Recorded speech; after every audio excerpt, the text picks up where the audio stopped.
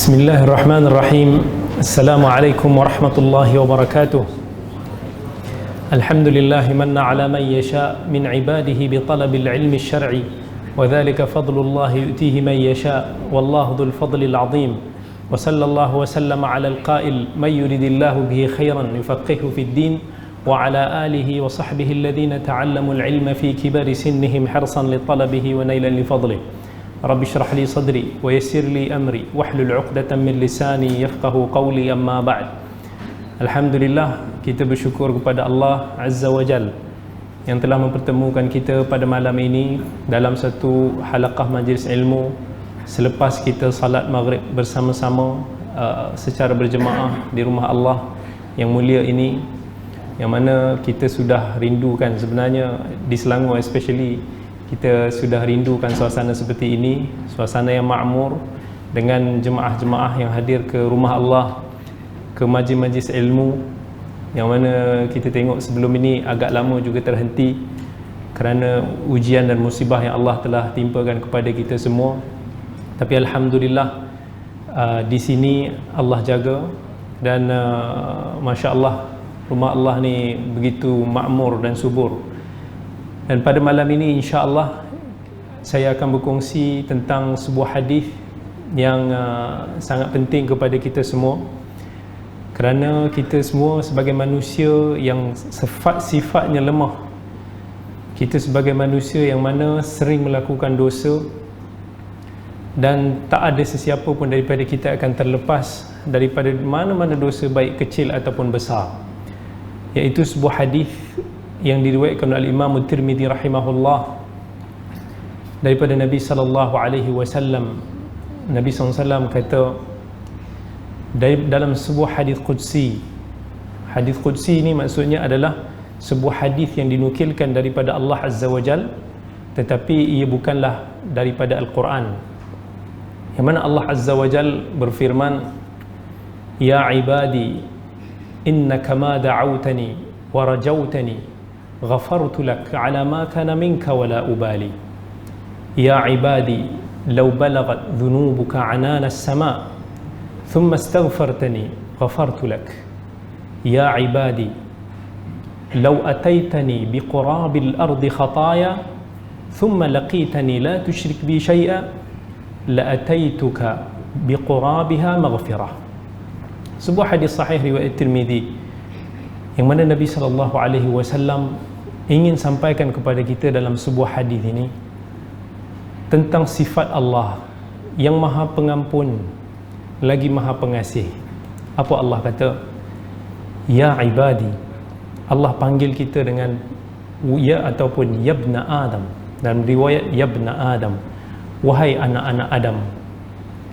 Satu panggilan yang menggambarkan tentang kedudukan manusia yang sangat mulia di sisi Allah, yang mana ciptaan Allah yang bergelar manusia ini tidak sama dengan makhluk-makhluk yang lain.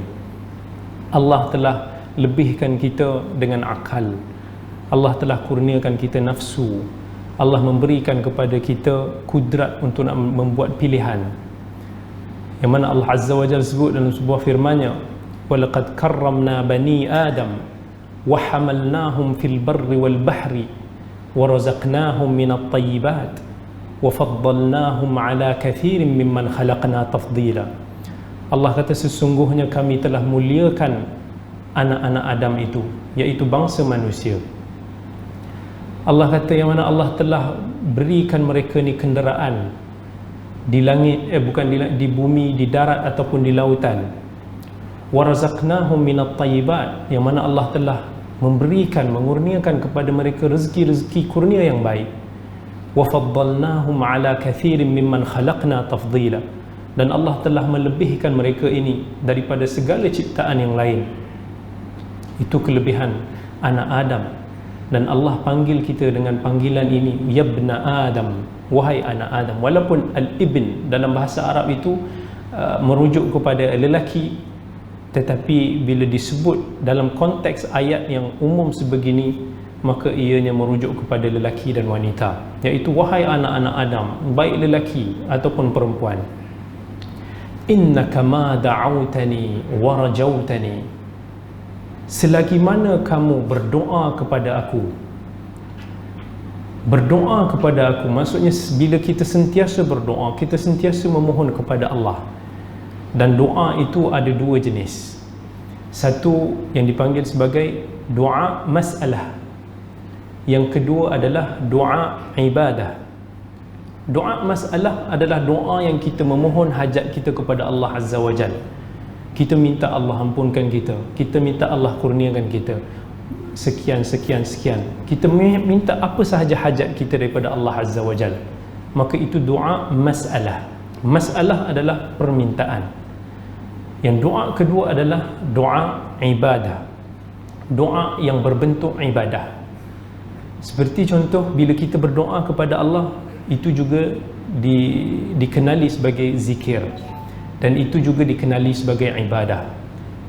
Even salat sendiri pun, apa maksud salat? Bila kita salat maghrib, kita salat sunat, kita salat itu dan ini.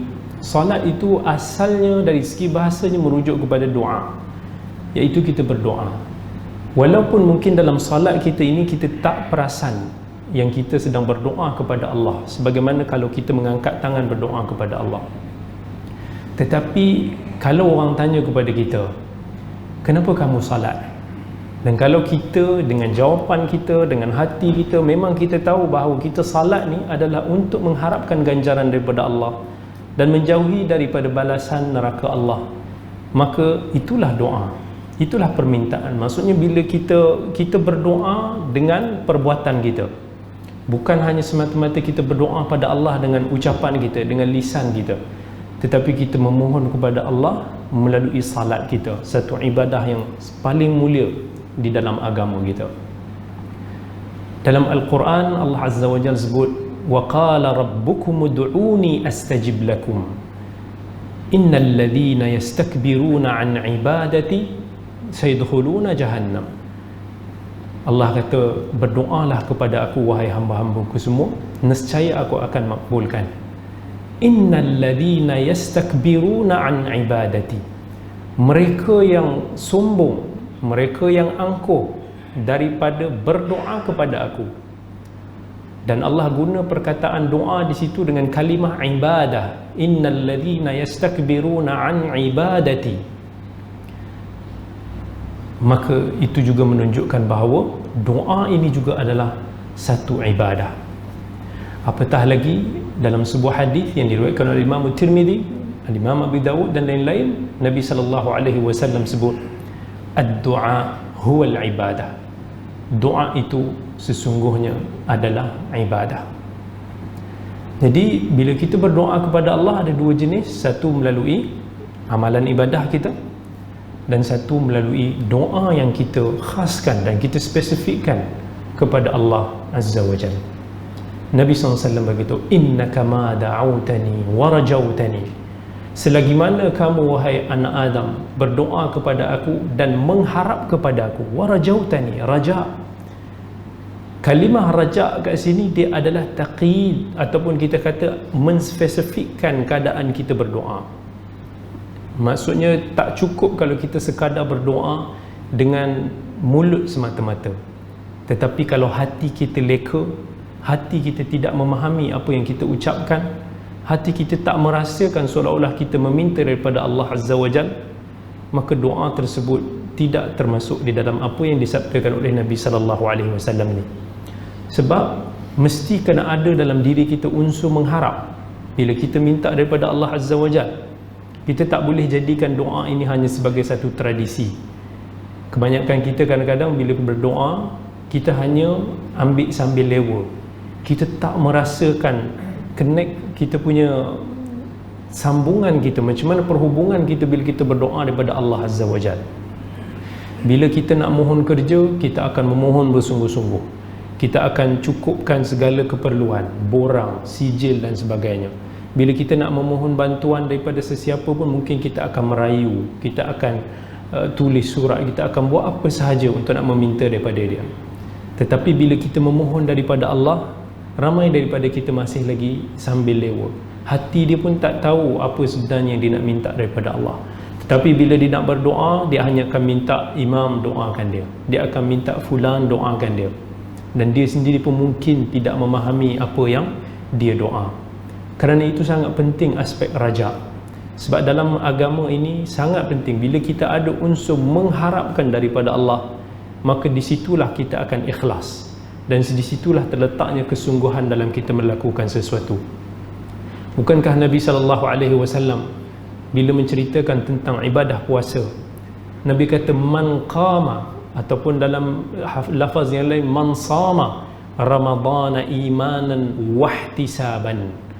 Nabi sebut kalimah wahtisaban. Nabi tak hanya cakap siapa yang mendirikan qiyamul lail pada Ramadan, Nabi tak cakap siapa yang berpuasa pada Ramadan, tetapi Nabi sebut wahtisaban, iaitu dan mengharapkan ganjaran daripada Allah Azza wa Jal, mengharapkan penerimaan daripada Allah Azza wa Jal, barulah dia akan mendapatkan fadilat ghufira lahu ma taqaddama min dhanbi, barulah dia akan mendapatkan ganjaran, akan diampunkan semua dosa-dosanya yang telah lalu. Maka aspek kita mengharapkan sangat pahala daripada Allah itu sangat penting. Itulah maksud al-ikhlas. Sebab ramai orang bila dikata tentang ikhlas ni, dia kata kita tak boleh mengharap apa-apa daripada Allah. Tak. Sebenarnya ikhlas itu adalah bila kita mengharapkan apa yang Allah tawarkan kepada kita. Allah janjikan kepada kita pahala, Allah janjikan kepada kita syurga, Allah janjikan kepada kita balasan neraka bagi siapa yang kufur dan ingkar. Jadi kita, bila kita melakukan perintah Allah kerana ingin mendapatkan apa yang ada di sisi Allah, menjauhi apa yang Allah telah janjikan daripada balasan-balasan yang ngeri, maka itulah maksud al-ikhlas.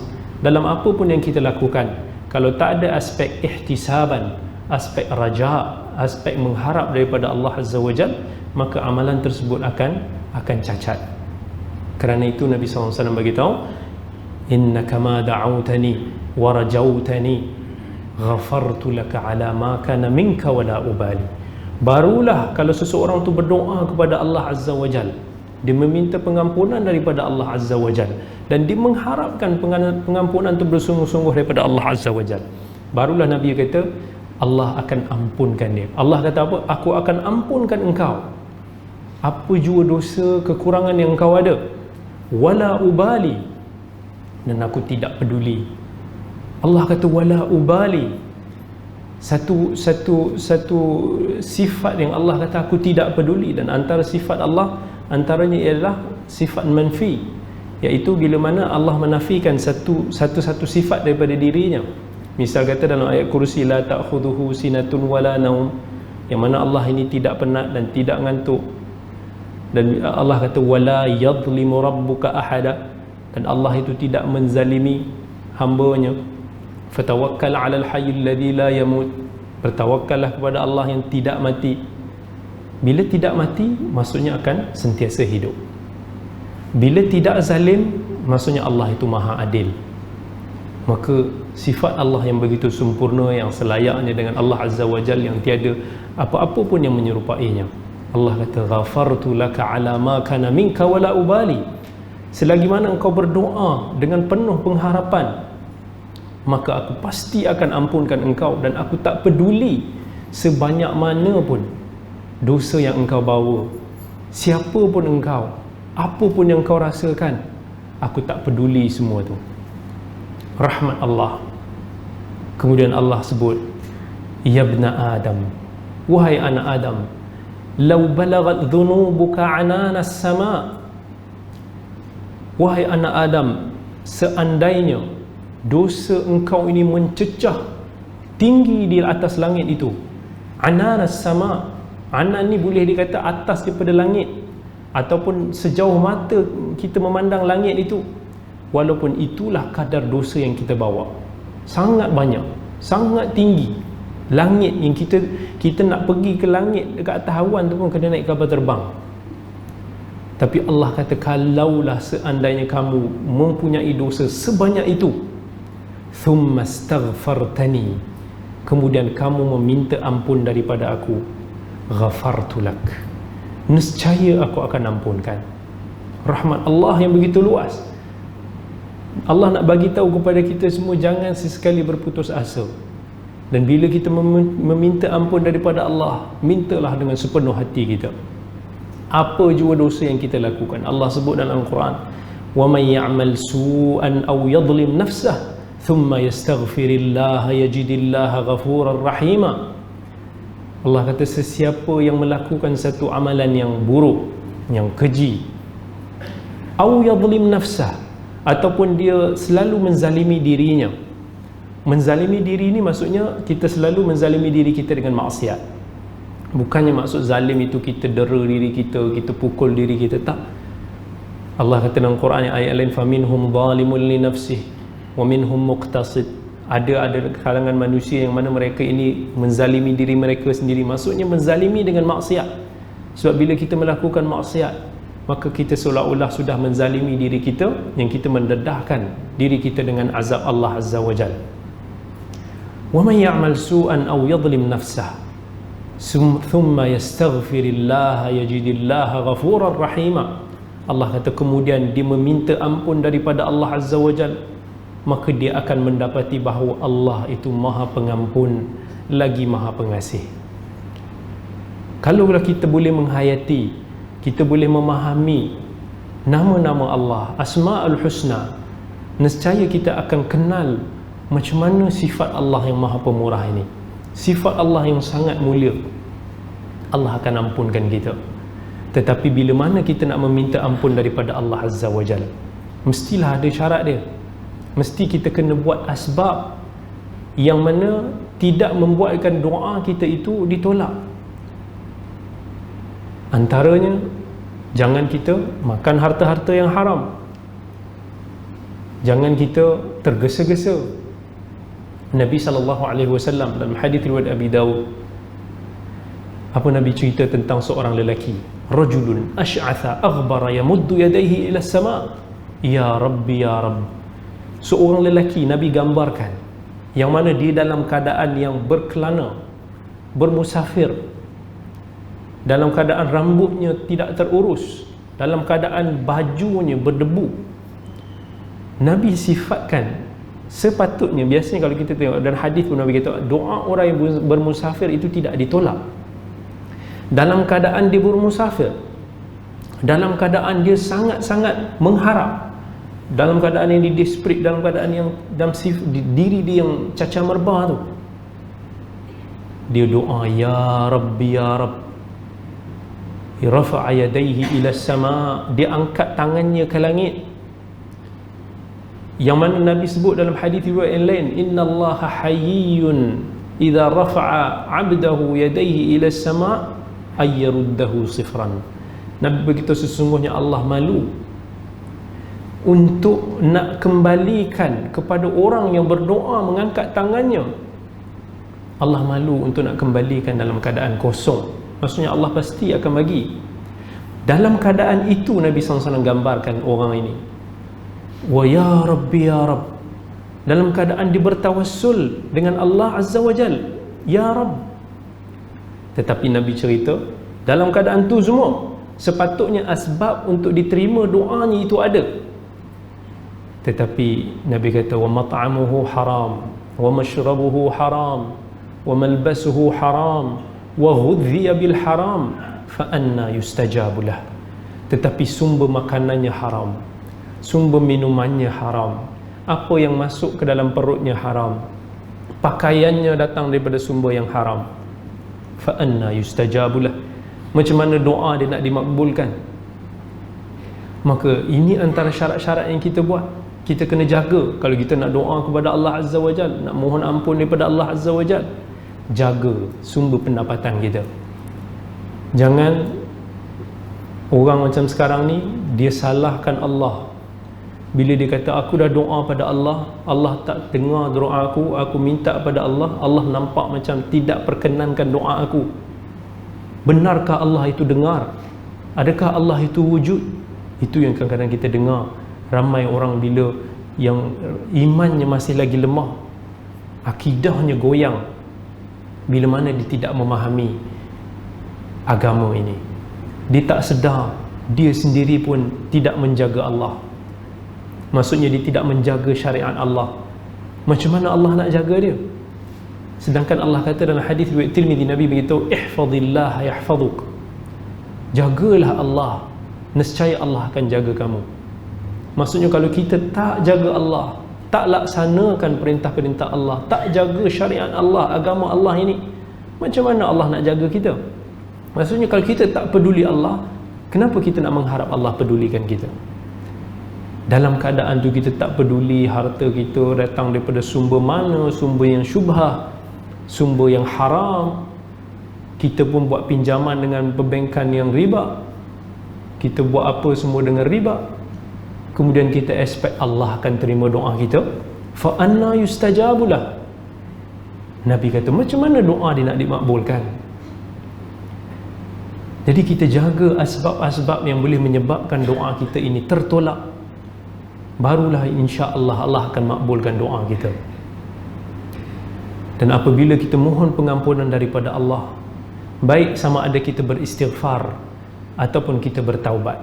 Istighfar ini sama ada kita ucapkan astaghfirullah ataupun apa-apa lafaz yang warid di dalam Al-Quran ataupun sunnah. Dalam Quran ada astaghfiruka, ataupun dalam sunnah Nabi SAW pun dalam hadis Aisyah, antara yang Nabi banyak zikir ataupun lafaz istighfar yang banyak Nabi ucapkan di akhir hayatnya, astaghfiruka wa atubu ilaik. Istighfar maksudnya adalah daripada kalimah ghafara. Dalam bahasa Arab merujuk kepada maksud tutup. Maksudnya kita minta kepada Allah Azza wa Jalla supaya tutup dosa kita. Nabi beritahu dalam hadis riwayat Bukhari dan Muslim, salah satu riwayat kata Nabi tidak kurang daripada 70 kali beristighfar setiap hari. Dan riwayat yang lain Nabi tak kurang daripada 100 kali beristighfar kepada Allah Azza wa Jalla. Kita minta kepada Allah supaya ampunkan kita. Tetapi sekiranya Allah mengampunkan dosa kita kerana istighfar kita itu, ataupun apa-apa amal saleh yang lain, ia hanya melibatkan dosa-dosa yang kecil sahaja. Kerana dosa yang besar, kata ulama, hanya boleh diampunkan menerusi taubat. Taubat itu bila mana kita kembali, taubah, dan dalam kalimah bahasa Arab merujuk kepada taba, maksudnya raja'a, kembali. Maksudnya kita kembali kepada Allah, kita kembali kepada fitrah kita. Maksudnya betul-betul kita nak berubah. Kemudian kita bertaubat kepada Allah, apa yang kita panggil sebagai taubat nasuha tu. Tak dinamakan sebagai taubat selagi mana kita tidak mencapai 5 syarat ini. Yang pertama sekali, bila kita bertaubat, benar-benar kita ikhlas kepada Allah Azza wa Jalla.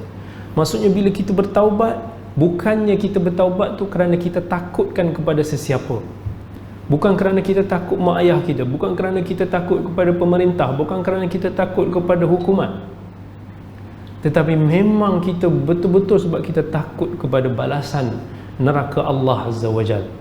Kita betul-betul, dan ikhlas adalah asas kunci kepada segala amal ibadah. Ini benda yang paling susah kita nak buat, sesiapa pun. Sebab di dunia ini manusia boleh melihat kita ni indah, kita ni baik, kita ni bagus, buat itu dan ini. Tetapi hakikatnya apa yang ada dalam hati ni hanya Allah yang tahu. Dan benda itu semua akan terbongkar bila mana kita sudah dibangkitkan daripada kubur nanti. Allah kata, yauma tublas sarair, di hari yang mana manusia ni semua akan disingkapkan segala rahsia-rahsianya. Afala ya'lamu idza bu'thira ma fil qubur. Maksudnya bila mana kita ni sudah dibangkitkan daripada kubur, wa hussila ma fis sudur, apa yang ada dalam hati kita ni semua akan disingkapkan. Itu sangat penting sekali dalam mana-mana kita buat. Kerana tanpa ada keikhlasan itu, ada kebarangkalian kita akan terjebak di dalam syirik ataupun syirik kecil. Itu syarat yang pertama. Syarat yang kedua adalah kita, maksudnya berhenti, kita tidak melakukan lagi dosa tu. Ataupun kalau kita ada melakukan sesuatu kezaliman yang melibatkan kita dengan orang lain, kita kembalikan semula haknya. Sebab bila kita buat dosa, sama ada kita buat dosa itu antara kita dengan Allah, ataupun kita buat dosa kita antara kita dengan manusia ataupun makhluk Allah. Yang mana yang lebih susah? Yang lebih susah adalah yang kedua.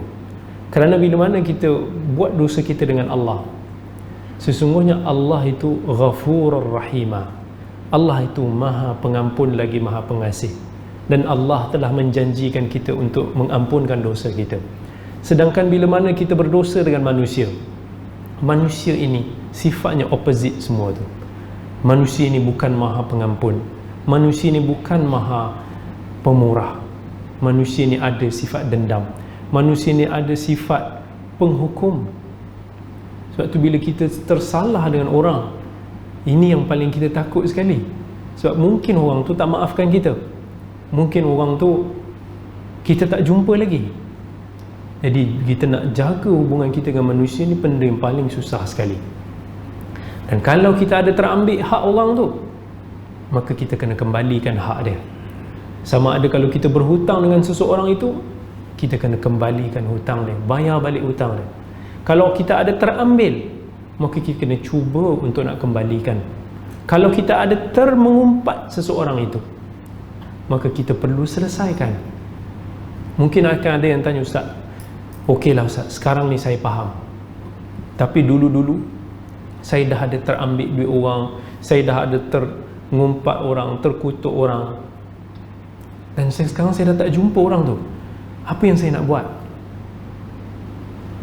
Allah kata, la yukallifullahu nafsan illa wus'aha. Allah tidak akan membebankan seseorang itu melainkan apa yang dikerjakan. Fattaqullaha mastata'tum. Bertakwalah kepada Allah semampu kalian. Kalaulah kita mampu untuk nak kembalikan hak itu kepada orang tu, kita cari, maka itu lebih afdal. Tetapi sekiranya kita tak jumpa dia, orang tu dah mati misalnya, tetapi dia mempunyai waris, maka kita kembalikan hak itu kepada warisnya. Tetapi seandainya kita tak tahu siapa warisnya, tak tahu di mana dia, maka ketika itulah para ulama bagi tahu, jika itu melibatkan harta, maka kembalikanlah kepada Baitul Mal ataupun sedekahkan dia fi sabilillah.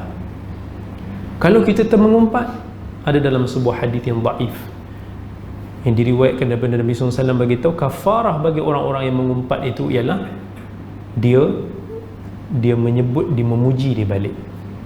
Maksudnya seandainya kalau di majlis ini, di masjid ini, saya pernah terumpat sesiapa di luar sana yang tak sepatutnya saya umpat dia, yang tak sepatutnya saya keji dia, maka kafarah dia iaitu saya kena puji dia balik, saya kena sebut balik kebaikan-kebaikan dia.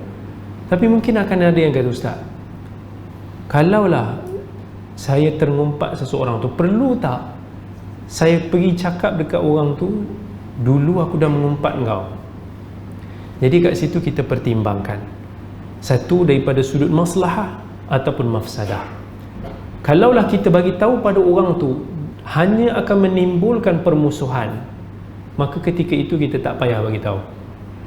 Ataupun kalau kita tahu orang tu tahu yang kita dulu pernah keji dia, dia pernah terasa hati dengan kita, maka yang lebih aula untuk nak kita datang kepada dia, kita minta maaf balik, barulah itu lebih baik.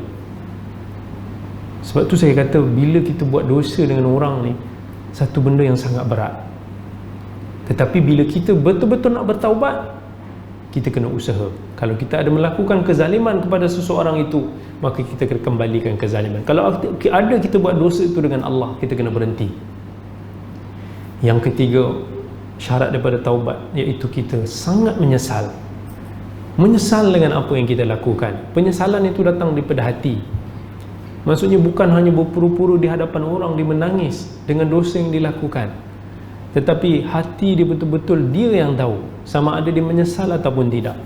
Di depan orang, orang boleh tengok dia menangis terasak-asak, tetapi hakikatnya Allah yang tahu dalam hati ni dia menyesal tak dia buat dosa tu, ke dia bangga dia buat dosa tu, ke dia suka buat dosa tu, ataupun dia rasa memang nak buat balik.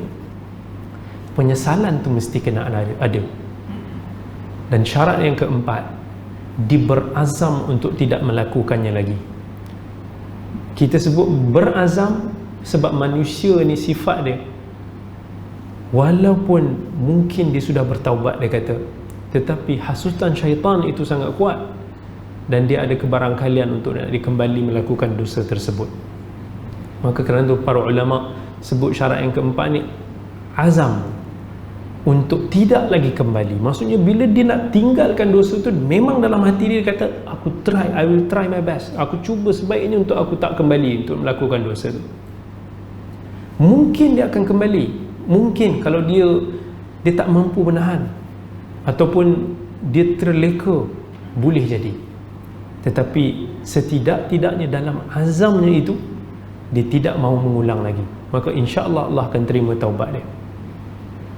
Dan yang kelima, taubat itu mestilah pada waktu yang Allah Azza wa Jalla terima. Jangan dia bertaubat pada waktu yang Allah dah tak terima. Yang mana waktu yang Allah terima ni ada dua jenis. Satu yang umum, satu yang khusus. Yang khusus ini iaitu Allah akan terima taubat kita selagi mana nyawa kita belum terpisah daripada badan kita. Bukan bila mana kita dah nazak, bila mana kita sudah nak mati, barulah kita nak memohon ampun daripada Allah Azza wa Jal. Allah kata, وَلَيْسَتِ التَّوْبَةُ لِلَّذِينَ يَعْمَلُونَ السَّيِّئَاتِ حَتَّى إِذَا حَضَرَ أَحَدَهُمُ الْمَوْتُ قَالَ رَبِّ إِنِّي تُبْتُ الْآنَ وَلَا الَّذِينَ يَمُوتُونَ وَهُمْ كُفَّارٌ أُولَئِكَ أَعْتَدْنَا لَهُمْ عَذَابًا أَلِيمًا. Allah kata, bukanlah taubat itu untuk orang-orang yang melakukan kejahatan. Lalu apabila maut itu datang menjengah dia, sakaratul maut itu datang kepada dia, barulah dia nak bertaubat. Sekarang dia nak bertaubat, Allah tak terima dah ketika itu, dan Allah akan beri dia azab yang sangat pedih. Tengok macam mana Fir'aun, bila mana dia sudah ditenggelamkan oleh air laut, yang dia tahu bahawa dia akan mati, barulah dia kata, aku beriman dengan Musa. Tetapi Allah kata apa? Al-an wa qad asaita qabl wa kunta minal mufsidin. Sekarang baru kau nak bertaubat, sedangkan sebelum ini kamu termasuk daripada golongan yang merosakkan. Allah tak terima taubat Fir'aun. Maka selagi mana kita masih lagi hidup, maka jangan berputus asa daripada pengampunan Allah Azza wa Jalla. Dan yang masa yang kedua yang lebih luas, iaitu Allah akan terima taubat kita selagi mana belum datang tanda-tanda besar kiamat seperti terbitnya matahari daripada barat. Dalam sebuah hadis Nabi sallallahu alaihi wasallam sebut, la tanqati'u hijrah hatta tanqati'u taubah wa la tanqati'u taubah hatta takhruja asy-syamsu min maghribiha. Nabi kata, tidaklah terhentinya hijrah itu selagi tidak tertutupnya pintu taubat, dan tidaklah tertutupnya pintu taubat itu selagi matahari itu tidak terbit daripada barat. Sebab tu jangan berputus asa daripada Allah Azza wa Jalla, sentiasa memohon pengampunan daripada Allah. Thumma astaghfartani ghafartu lak. Kalaulah kita meminta ampun daripada Allah, Allah nescaya akan ampunkan kita. Tetapi antara faedah yang saya boleh kongsikan, di dalam Quran, di dalam hadis, ada digunakan 3 perkataan yang menggambarkan tentang erti keampunan. Kita ada dalam Al-Quran sebut Al-Afu, As-Safhu dan Al-Maghfirah. Sifat antara nama-nama Allah Afu, wa kana Allahu afuwan ghafura. Sesungguhnya Allah itu Maha Afu, Maha Ghafur.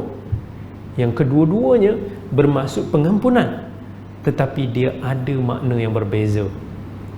Apa maksud afu? Apa maksud as-safh? Apa maksud ghafur? Ulama membahaskan tentang kalimah ini dalam beberapa pendapat. Tetapi antara yang disebutkan al-afu, maksudnya kita minta satu pengampunan, yang mana pengampunan itu diberikan tanpa memberikan balasan.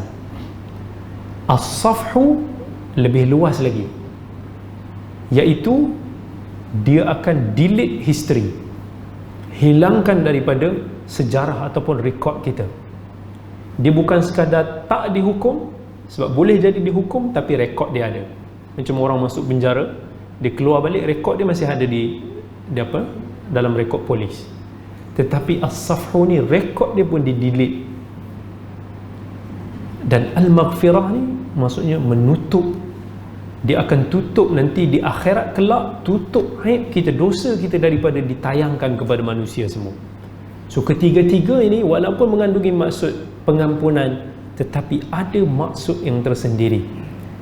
Kalau kita ingat dalam surah An-Nur, bila mana Allah turunkan ayat ni, yang mana ayat ni berkisah tentang peristiwa fitnah yang berlaku kepada Aisyah radhiyallahu anha masa dia dituduh bercurang dengan Nabi sallallahu alaihi wasallam. Kemudian orang-orang munafikin, ada sebahagian daripada sahabat yang terlibat dalam menyebarkan khabar ini. Abu Bakar, ayah kepada Aisyah, pun cukup terkesan. Tetapi kalau kita tengok dalam kisah ni, antara sahabat yang terlibat dalam menyebarkan fitnah itu iaitu Mistah. Mistah ini adalah salah seorang daripada kerabat Abu Bakar, yang Abu Bakar ni beri dia nafkah, bagi dia duit belanja secara percuma, tanggung kehidupan dia, sebab Mistah orang susah.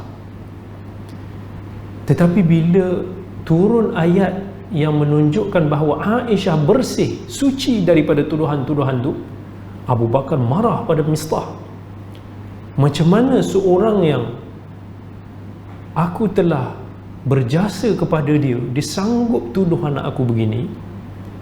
Lalu Abu Bakar pun ambil keputusan untuk nak potong semua perbelanjaan dia. Bila Allah turunkan ayat ni, Abu Bakar baca, subhanallah, reaksi Abu Bakar, orang yang beriman. Tengok, bila Allah kata wala ya'tali ulul fadli minkum was-sa'ati ay yu'tu ulil qurba wal masakin wal muhajirin fi sabilillah wal ya'fu wal yasfahu ala tuhibbuna ay yaghfirallahu lakum. Allah kata janganlah orang-orang yang selalu memberi untuk diberhentikan bantuannya kepada orang-orang miskin, kepada orang-orang yang berhijrah fi sabilillah. Allah minta kepada mereka ini falyafu wal yasfahu, ampunkan, maafkan. Maksudnya jangan hukum dia lagi, delete kesalahan dia. Nak delete kesalahan orang, satu yang susah kita lakukan. Kalau kita renungkan pada diri kita, kita tahu ada orang buat salah pada diri kita, kita mungkin boleh ampunkan dia. Datang hari raya minta maaf, kita maafkan. Tetapi dalam hati kita tu masih ada bengkak tu. Kan esoknya kita pergi cerita lagi orang, dia ni yang datang rumah aku ni, dia poyo-poyo je.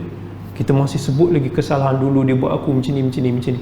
Nak lupakan kesalahan orang tu impossible, selagi mana dia ada dalam hati kita. Tetapi apa yang kita boleh buat adalah kita tidak ambil rasa, kita tak terasa lah dengan apa yang dilakukan. Kita ingat, okey, dulu dia pernah buat aku macam ni, tapi kita dah tak jadikan benda tu sebagai benda yang boleh membuatkan kita sedih, marah, nak hukum dan sebagainya.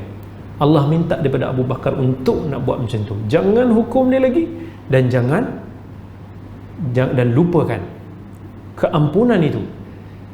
Kemudian Allah tanya dalam Al-Quran, ala tuhibbuna ay yaghfirallahu lakum, tidakkah kamu mahu ataupun kamu suka Allah juga ampunkan kamu? Allah ni subhanallah, kalau kita tengok dalam Quran, dalam hadis, ulama membagi tahu al-jazaa'u min jinsil amal. Allah bila bagi ganjaran kepada kita ni, ganjaran itu sama dengan bentuk apa yang kita lakukan. Dalam hadis bagi tahu, siapa yang membantu saudaranya, Allah akan bantu dia dekat akhirat nanti. Dalam hadis bagi tahu, siapa yang membantu hilangkan kesukaran saudaranya di dunia, Allah akan hilangkan kesukarannya di akhirat. Dalam hadis bagi tahu, man satar mu'minan, siapa yang menutup aib saudaranya di dunia ini, Allah akan tutup aibnya di akhirat. Itu apa yang Allah buat. Dan Allah kata, kalaulah kamu boleh ampunkan, maafkan orang di dunia ini, Allah akan ampunkan. Ala tuhibbuna ay yaghfirallahu lakum. Bila Abu Bakar radhiyallahu an baca ayat ini, dia merasakan seolah-olah Allah Azza wa Jalla sedang tanya kepada diri dia. Bila dia baca ayat ala tuhibbuna ay yaghfirallahu lakum, dia terus terjawab bala, bahkan sesungguhnya aku nak Allah ampunkan aku. Maka kerana itu aku akan delete apa yang Mistah ni pernah buat kepada aku, dan aku akan sambung balik nafkah perbelanjaan kepada diri dia. macam seolah benda-benda itu tak pernah berlaku. Itu jiwa orang yang beriman bila mendengar tentang firman Allah. Maka itu maksud dia. Satu, bila kita minta kepada pengampunan daripada Allah, kita minta supaya Allah tak hukum kita, kita minta supaya Allah padam ia, kita minta supaya Allah tutup aib kita di akhirat nanti, jangan ditayangkan di hadapan bilion manusia nanti. Malu kita. Kalau di dunia ni pun kita cukup malu kalau orang tahu apa yang kita buat. Kita ni sebenarnya, kalau orang suka kat kita ni, orang puji kita ni, sebenarnya hakikatnya Allah cuma tutup aib kita. Kalaulah apa yang dosa yang kita lakukan ni ada bau busuk, tak ada siapa yang nak dekat dengan kita. Kalaulah orang tahu apa dosa yang kita ada, kita akan sangat malu dan tak ada orang pun nak baik dengan kita. Tetapi hakikatnya Allah masih lagi tutup banyak aib-aib kita. Sebab tu bila kita terbuat sebarang dosa, jangan kita pergi sebarkan dia. Jangan kita pergi kecoh, kita pergi khabar kat orang, kita berbangga dengan orang kita ada buat dosa sekian. Nabi sebut kullu ummati mu'afan illa al-muhajirin mujahirin. Setiap daripada umat aku ini berhak untuk diampunkannya, melainkan orang-orang yang dia pergi sebarkan, dia pergi bagi tahu orang. Kemudian Nabi SAW sebut lagi dalam hadis tadi, ya ibna Adam law ataitani biqurabil ardi khataya, wahai anak Adam, sekiranya engkau datang kepada aku di akhirat nanti dengan membawa dosa yang sebesar, seluas bumi ini, besar tu maksudnya sangat-sangat besar dosa kita, thumma laqitani la tusyrik bi syai'a, tetapi kemudiannya kamu menemui aku dalam keadaan kamu tidak mensyirikkan aku apa pun, apa Allah kata, la ataituka, aku akan datang kepada kamu liqurabiha al-maghfirah, biqurabiha al-maghfirah, aku akan datang kepadamu dan membawa seluas itu juga seluas bumi itu juga pengampunan. Maksudnya selagi kita mati dalam keadaan beriman kepada Allah Azza wa Jal, maka harapan untuk Allah ampunkan kita itu sangat luas. Allah kata, qul ya ibadiyalladzina asrafu ala anfusihim la taqnatu min rahmatillah innallaha yaghfiru dhunuba jami'a. Katakanlah kepada hamba-hamba aku yang telah menzalimi, telah cross the border, yang telah terlajak, la taqnatu min rahmatillah, janganlah kalian berputus asa daripada rahmat Allah. Innallaha yaghfiru dhunuba jami'a, Allah itu maha mengampunkan dosa-dosa semuanya. Tetapi kita ingat satu dosa antara dosa kita dengan Allah Azza wa Jalla yang Allah tak akan ampunkan, iaitu syirik. Innallaha la yaghfiru an yushraka bihi wa yaghfiru ma duna dhalika liman yasha. Dalam Al-Quran Allah kata sesungguhnya Allah ampunkan kita punya dosa semua, boleh berhak untuk nak ampunkan semua dosa kita, kecuali dosa syirik yang Allah tidak akan ampunkan. Maka di sini terletaknya satu fadilat, kelebihan ahli tauhid. Mereka yang mentauhidkan Allah, mereka berhak mendapat pengampunan di atas segala dosa yang pernah dilakukan. Allah kata dalam Al-Quran, qul lilladzina kafaru in yantahu yughfar lahum ma qad salaf. Katakanlah kepada orang-orang kafir itu, sekiranya mereka berhenti daripada mensyirikkan Allah, mereka akan diampunkan apa yang telah lalu. Maka Allah nak bagi tahu kepada kita dalam hadis ni, walaupun besar mana pun dosa kita, kalaulah ada yang kata, Ustaz, dosa saya ni sangat besar Ustaz, sangat besar, saya tak boleh nak cerita kat Ustaz, dosa yang saya nak buat ni besar Ustaz, Allah ampunkan tak? Katakanlah Allahu Akbar, sesungguhnya Allah itu maha besar, Allah itu lagi besar. Jangan comparekan dosa yang kita lakukan dengan rahmat dan pengampunan daripada Allah Azza wa Jal. Kenapa bila Allah kata Ghafurur Rahim dalam Al-Quran, Allah ini maha ghafur, maha pengampun lagi maha pengasih.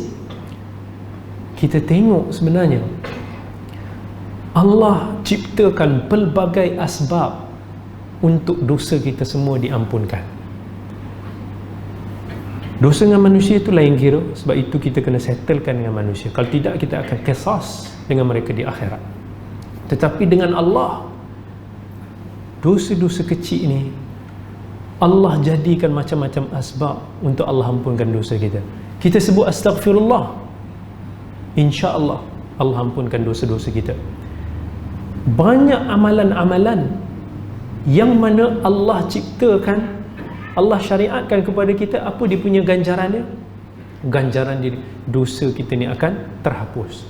Antaranya Nabi SAW beritahu, siapa yang bertasbih 33 kali selepas salat, bertahmid 33 kali lepas salat, bertakbir 33 kali lepas salat, apa dia punya ganjaran? Allah kata, ghufira lahu ma taqaddama min dhanbi, dia akan diampunkan dosa dia yang telah berlalu, dosa kecil lah. Man wafaqa ta'minuhu ta'minal malaikah ghufira lahu ma taqaddama min dhanbi, siapa yang amin dia tu masa dia iman, amin dengan imam itu sama dengan iman aminnya para malaikat, akan diampunkan dosa yang telah berlalu.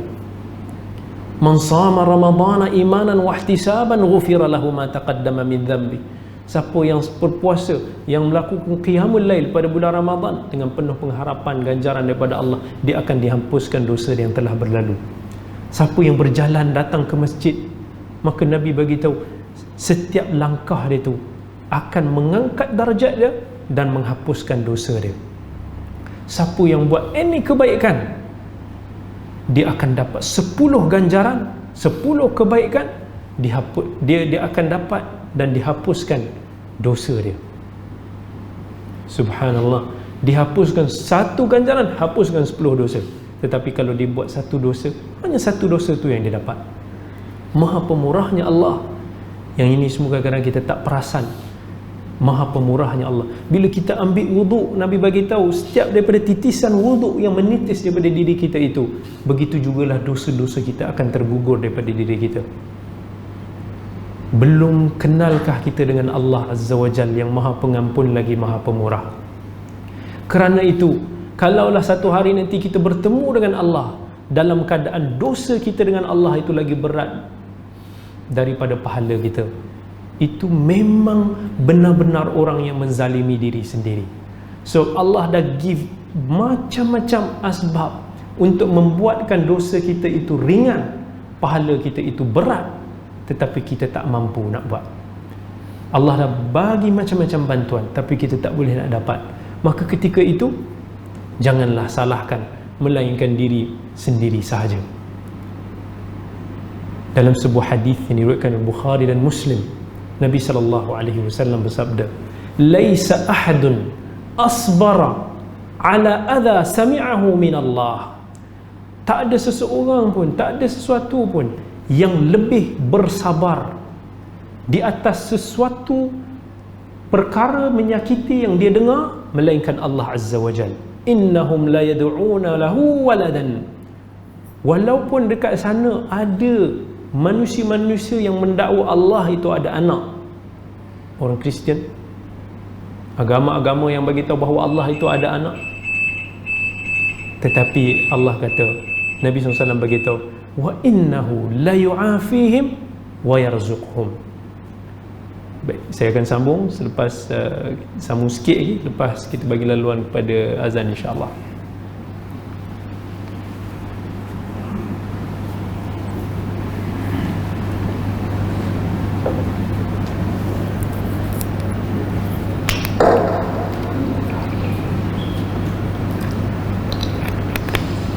Allahu Akbar,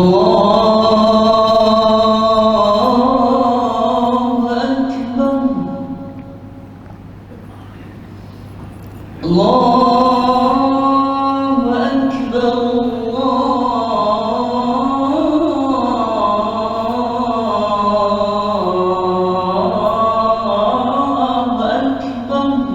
Akbar. Berdoalah kepada Allah. Asyhadu an la ilaha illallah.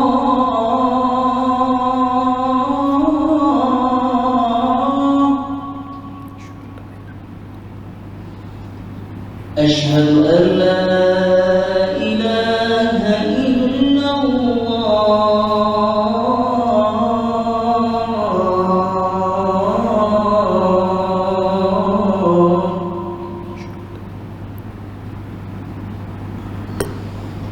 أشهد أن محمدا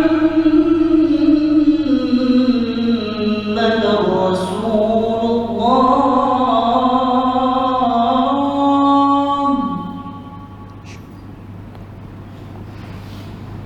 أشهد أن محمدا رسول الله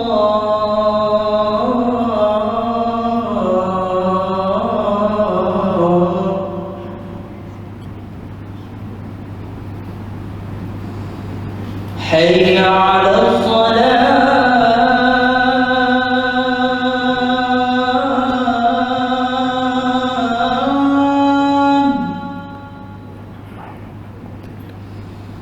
حي على الصلاة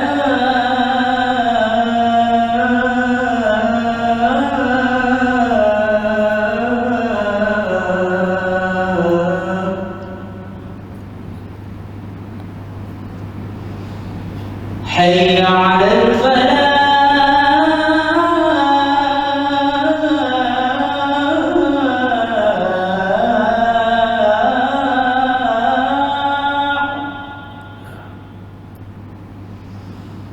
حي على الفلاح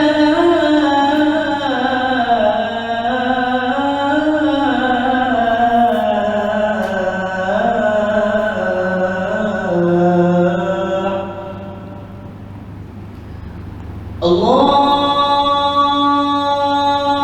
أكبر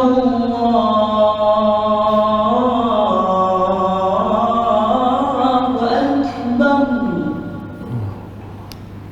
لا إله إلا الله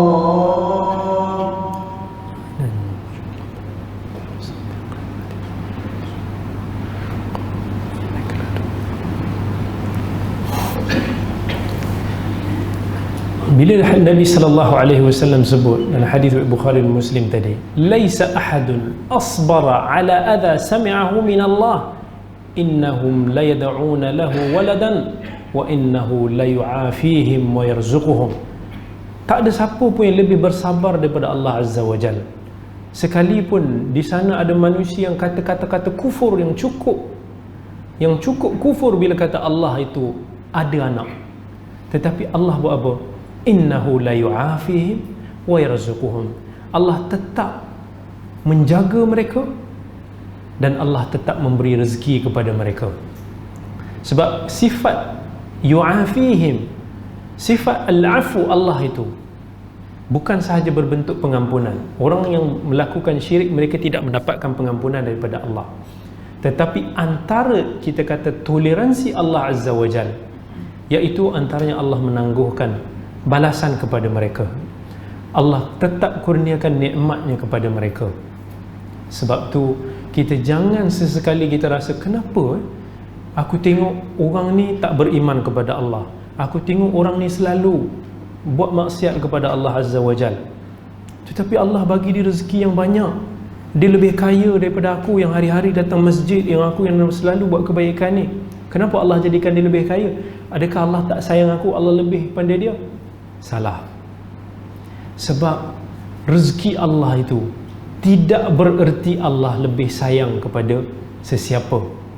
Wa ma min dabbatin fil ardi illa 'ala Allahi rizquha. Tak ada apa pun makhluk yang bergerak di atas muka bumi ini melainkan Allah jualah yang berikan rezeki. Kerana itu dalam doa Nabi Ibrahim alaihi salam, Rabbi ja'al hadha baladan aminan warzuq ahlahu minats thamarati man amana minhum billahi wal yawmil akhir qala wa man kafara fa umatti'uhu qalilan thumma attarruhu. Yang mana Allah bagi tahu walaupun Nabi Ibrahim, ya Allah jadikanlah tempat ini, negeri ini sebagai negeri yang aman, berilah kepada penduduknya rezeki. Apa Allah kata? Qala wa man kafar fa umatti'uhu qalila. Termasuk juga aku tetap juga akan bagi rezeki, bukan hanya kepada orang beriman, tetapi orang yang kufur juga termasuk. Kami akan bagi mereka kesenangan yang sedikit sebelum mereka ini nanti akan diheret ke dalam api neraka. Maka kalau kita tengok, nilai yang diiktiraf di sisi Allah ni bukan harta benda. Kita tengok di sisi mata kita, oh, orang ni kaya, seronoknya, bagusnya, dia ni mesti bagus, dia ni mesti Allah sayang. Tetapi hakikatnya harta ini langsung tak bernilai di sisi Allah. Kerana itu Nabi SAW sebut, "Lau kanatid dunya ta'dilu 'inda Allah janaha ba'udah, ma saqa kafiran minha syarbata ma." Nabi bagi tahu, seandainya bumi ini, dunia ini, apa-apa nikmat yang kita tengok kat dunia ni, emas ke, istana ke, duit ke, whatever, seandainya ianya memang bernilai di sisi Allah, walaupun seberat sayap nyamuk, ada nilainya di sisi Allah, nescaya orang kafir itu tak akan mampu, Allah tidak akan beri mereka minum walau seteguk air. Kalau betul-betul ianya ada nilai. Tetapi kerana ianya tiada nilai di sisi Allah, maka bagi Allah itu, Allah adalah Rabbul Alamin. Allah beri rezeki sana, Allah beri rezeki sini, tetapi itu bukan tanda sama ada Allah sayang dia, Allah lebihkan dia ataupun tidak. Itu antara sifat Al-Afu. Kerana itu Allah dalam bab ini disifatkan dengan 4 nama. Antara nama-nama Asma'ul Husna, Al-Afu, Al-Ghaffar, At-Tawwab, Al-Ghafur. Yang mana ini adalah 4 nama yang merangkumi erti pengampunan daripada Allah. Kita boleh bayangkan, sekiranya sifat pengampunan sahaja sudah meliputi 4 nama-nama Allah yang mulia, betapa besarnya pengampunan Allah, betapa besarnya rahmat yang Allah telah sediakan untuk kita semua di dunia nanti, di dunia ini, apatah lagi dekat akhirat. Allah gembira kalau kita datang bertaubat. Sebab tu jangan kata, ya Allah, saya malu nak bertaubat kepada Allah, dosa saya banyak sangat. Allah gembira dalam hadis riwayat Muslim, lillahi asyaddu farahan, Allah ini sangat-sangat gembira bitaubati abdihi hina yatubu ilaih, dengan taubatnya seorang hambanya. Nabi gambarkan satu perumpamaan dalam hadis sahih Muslim. Nak kata Allah gembira dengan selayaknya bagi Allah, yang mana Nabi bagi tahu umpama seorang yang sedang bermusafir, dia ada seekor unta, binatang tunggangan dia, tiba-tiba sesat di tengah padang pasir. Tiba-tiba sesat, tak tahu jalan keluar, bekalan habis. Dia dah dalam keadaan yang lapar, sangat dahaga. Tiba-tiba dia pergi tunggu di bawah sebatang pohon untuk berteduh. Nasib-nasib nak tahu nak pergi mana, dan confirm tak ada orang datang. Tiba-tiba binatang tunggangan ni lari. Dia dah tak ada harapan. Dia dah kata, habis, aku akan mati kat sini, sebab makanan sudah habis, binatang pun sudah tak ada, aku dah tak boleh pergi mana, badan aku sudah lemah. Dalam keadaan dia rasa maut datang kat hadapan mata dia, tiba-tiba dia buka mata, binatang tunggangan dia ada depan muka dia, dan dia punya terkejut sebab dia sangat gembira. Dia terkata, Allah, kau adalah hamba aku adalah Tuhanmu. Ni nak kata dia orang kata terlajak kata, kerana terlalu gembira. Nabi nak gambarkan dalam hadis ni tentang gembiranya Allah, tetapi of course dengan kegembiraan yang sempurna dan selayaknya bagi Allah. Maksudnya Allah suka kita minta ampun kepada dia, Allah akan ampunkan. Kita minta ampun, Allah akan ampunkan. Kita minta ampun, Allah akan ampunkan. Dalam hadis riwayat Bukhari dan Muslim, Nabi bagi tahu, Allah cerita tentang seorang hamba yang dia melakukan dosa, kemudian dia minta pengampunan daripada Allah. Apa Allah kata? Alimal abd anna rabbahu yaghfiru dzamb. Sesungguhnya hamba-Ku ini dia tahu bahawa Tuhannya Maha Pengampun dosa. maka Allah ampunkan dosa dia. Dia ulang lagi, dia minta ampun lagi, Allah kata benda yang sama. Dia ulang lagi, dia minta ampun lagi, Allah kata benda yang sama 3 kali. Sampai kali keempat dia buat lagi, dia ulang balik dosa dia, dia minta ampun kepada Allah. Apa Nabi SAW beritahu? Allah sendiri beritahu dalam hadis qudsi ni, if i'mal ma syi' faqad ghafartu lak. Buatlah apa sahaja, pengampunan aku bersama dengan kamu. Maksudnya selagi mana seorang hamba itu bertaubat, maksudnya dia betul-betul bertaubat, tetapi kelemahan manusia ini terulang balik, dia terulang balik, dia cuba tak nak tapi dia terbuat, tapi dia menyesal balik, dia minta ampun balik, Allah ampunkan. Sebanyak mana pun pengampunan, pintu pengampunan Allah tu maha luas. Dan jangan kita berputus asa. Kadang-kadang kita rasa hari ini kita berdosa, tetapi satu hari nanti berkat daripada pengampunan Allah Azza wa Jal, Allah akan beri kita pelbagai rahmat dan barakah. Saya kongsikan sikit daripada kisah para ulama. Sebahagian kalau kita dengar para ulama yang hebat-hebat dulu, kadang-kadang kita ingat mereka ni memang daripada kecil dah bagus dah hebat. Tetapi ada sebahagian daripada para ulama yang mana sejarah asal mereka dulu ada juga sejarah hitam, tetapi selepas mereka bertaubat, macam mana Allah ubah mereka, Allah ubah diri mereka daripada mereka yang jauh daripada agama Allah kepada manusia yang paling banyak menyumbang kepada agama Allah. Salah satu kisah Abdullah bin Maslamah Al-Qa'nabi. Abdullah bin Maslamah Al-Qa'nabi ni, masa dia muda dia, zaman yang kita kata zaman yang dia lo'lak lah, dia minum benda-benda yang memabukkan, dia kacau orang, dia macam something kat tempat dia. Sampai satu hari tiba-tiba dia nampak ada satu rombongan ramai tengah ikut seorang syekh yang tua. Dia pun pelik, dia tengah duduk masa tu, dia tak kenal. Dia kata, ada apa orang ramai-ramai ikut ni? Dia pun rasa macam nak pergi tengok. Dia macam orang yang hati kering. Dia datang-datang, dia terus pergi kat depan tu, jumpa dengan syekh tu. Dia tak tahu syekh tu adalah Syu'bah bin Al-Hajjaj. Syu'bah bin Al-Hajjaj ni seorang ulama yang besar, yang hebat zaman tu, zaman Imam Malik. Dia meninggal tahun 160 Hijrah. Di Iraq, Syu'bah bin Al-Hajjaj populariti dia lebih popular daripada khalifah. Dia tak kenal sebab dia bukan orang yang bergelumang dalam bidang ilmu. Macam orang sekarang kenal artis tapi dia tak kenal ulama, dia tak kenal ni kan. Jadi dia kata, siapa engkau? Syu'bah kata, Syu'bah ni dia antara orang yang keras jugalah. Apa yang kau buat? Maksudnya kata, kau kerja apa? Maksudnya apa benda yang buat kau ni macam popular sungguh ni, ramai orang ikut? Dia kata tak ada apa, muhaddis. Maksudnya dia kata aku sampaikan hadis Nabi. Dia pun kata, apa benda hadis Nabi tu? Dia tak pernah dengar, dia tak pernah belajar.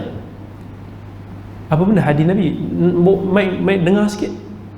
Syu'bah bila dia tengok, sebab dia tahu Abdullah bin Maslamah Qa'nabi ni macam orang yang tak ada malu, tak ada adab, dia tak mau sampaikan, dia buat tak tahu.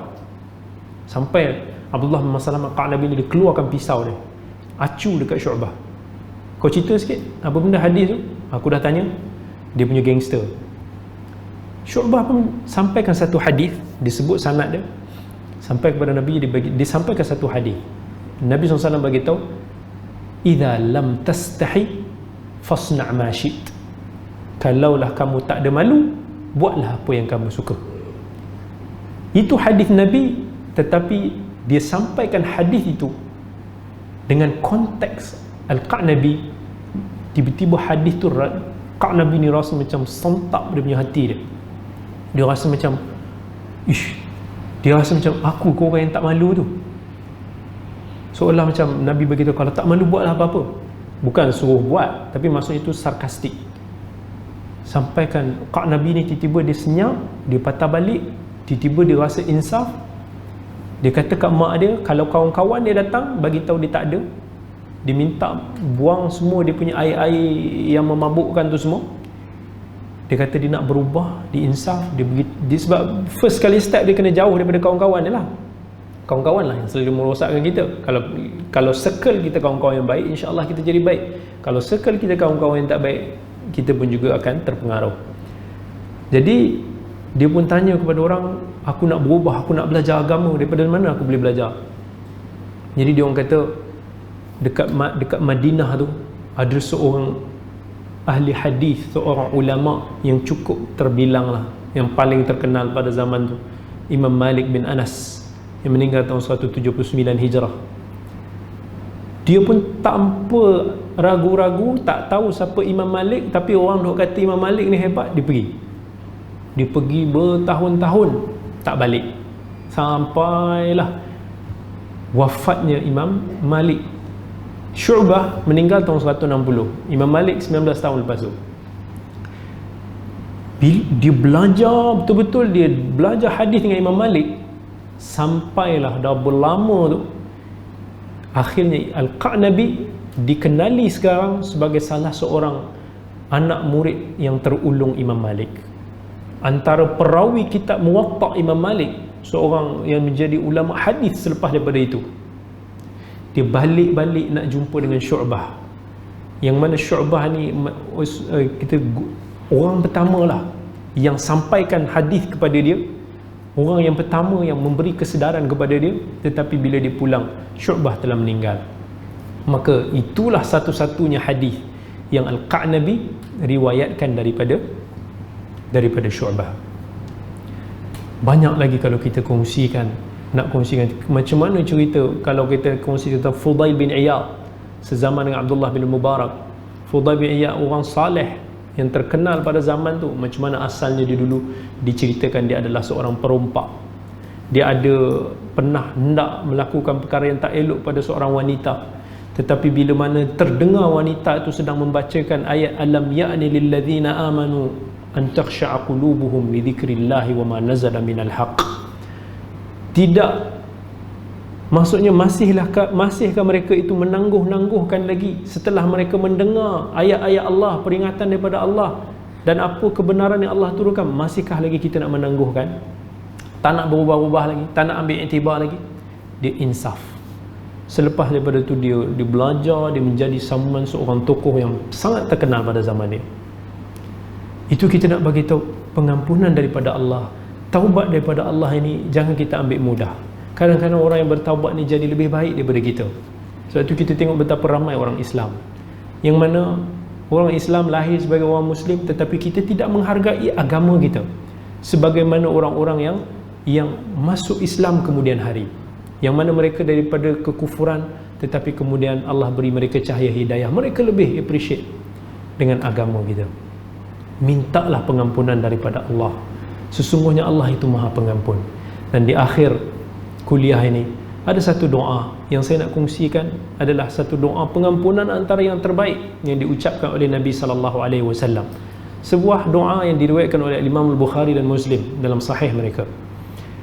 Doa yang dipanggil sebagai jawami'ud doa, doa yang merangkumi lafaz yang pelbagai tentang doa.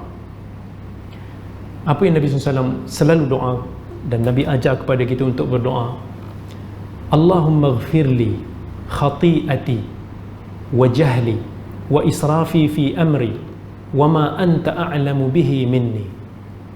Allahumma ghfirli jiddi wa hazli wa khata'i wa amdi wa kullu dhalika indi.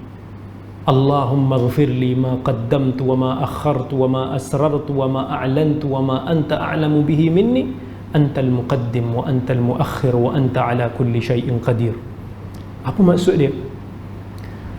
Allahumma ghfirli, ya Allah ampunkanlah aku, khati'ati, semua dosa-dosa kesalahan aku, wa jahli, dan kejahilan diriku, sebab ada dosa yang kita lakukan sebab kita tak tahu, kita belum belajar, kita tak tahu benda ni salah, kita terbuat. Wa israfi fi amri, dan ketelanjuran kita, ada benda yang kita tahu salah, ada yang tak tahu salah tapi kita terlanjur buat, terlepas buat, tercakap. Wa ma anta a'lamu bihi minni, dan apa yang engkau lebih tahu daripada aku, apa yang aku lakukan yang engkau lebih tahu ya Allah. Allahumma ghfirli, ya Allah ampunkanlah aku, jiddi wa hizli. Jiddi ni maksud ampunkanlah aku apa yang aku sengaja buat.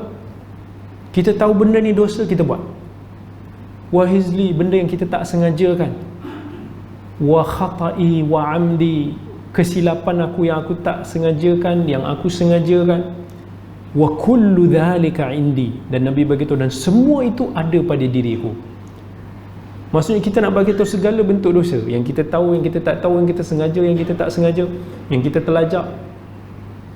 Kemudian Allahumma ghafirli ma qaddamtu wa ma akhartu, ya Allah ampunkanlah dosa aku yang mana telah berlalu dan dulu aku dah buat, ataupun apa yang akan datang, yang aku akan lakukan masa yang akan datang. Wa ma asrartu wa ma a'lantu, apa yang tersembunyi, apa yang terzahir daripada diri aku.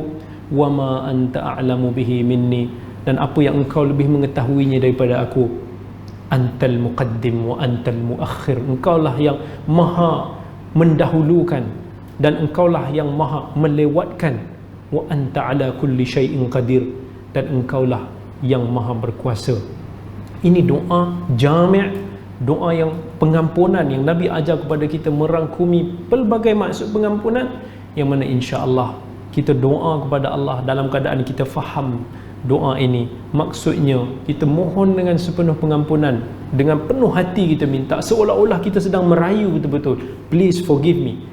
Boleh tak kita bayang dalam suasana kita ini sudah dihukum mati, kita dah tahu kita dah hukum mati, kita tahu tak lama lagi kita akan dihukum mati, kita buat rayuan ke mahkamah seksyen, mahkamah persekutuan, keputusan terakhir yang akan menentukan sama ada kita diampunkan daripada hukuman mati itu ataupun tak. Macam mana kita akan buat rayuan?